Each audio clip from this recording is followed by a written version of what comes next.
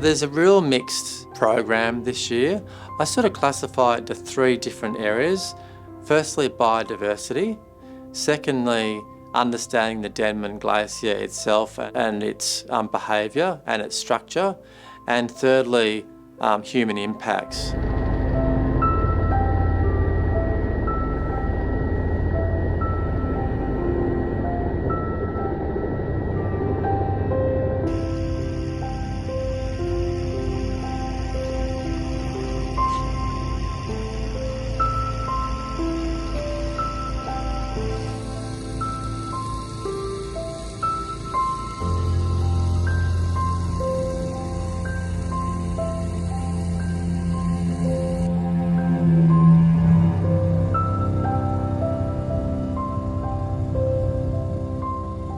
This is an area of the world that we know very little about. Before we went down, we had two different data products that estimated the ocean depth underneath the ice. One estimated it at 60 metres and the other at 800. So that's the kind of uncertainty that we were working with even the basic depth of the ocean measurements. So we've got a lot more information about this particular site, and that gives us a better understanding of how the system behaved in the past, and hopefully will give us more information as to what we need to find out to predict how it might change in the future.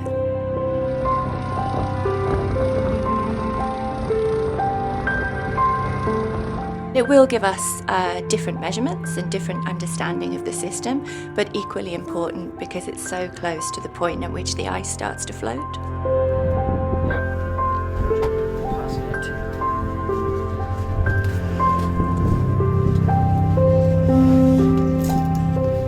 The Bunger Hills is a unique environment, really. It's because of its isolation. We think it might have been, well, glaciologists suspect that it might have been isolated for 3,000 to 4,000 years. So we don't know what kinds of communities we might find there, being so isolated. So it could be quite different to other areas.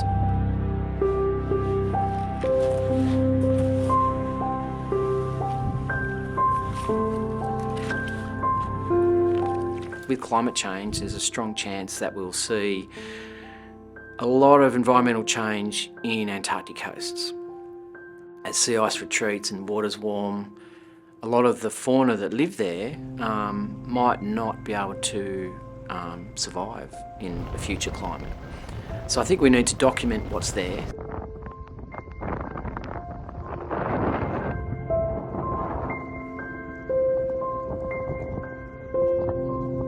The hardest part is to manage people's expectations.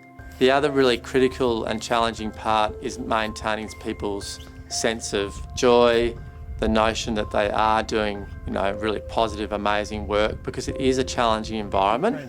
And what we want from these situations is that people come out wanting to come back.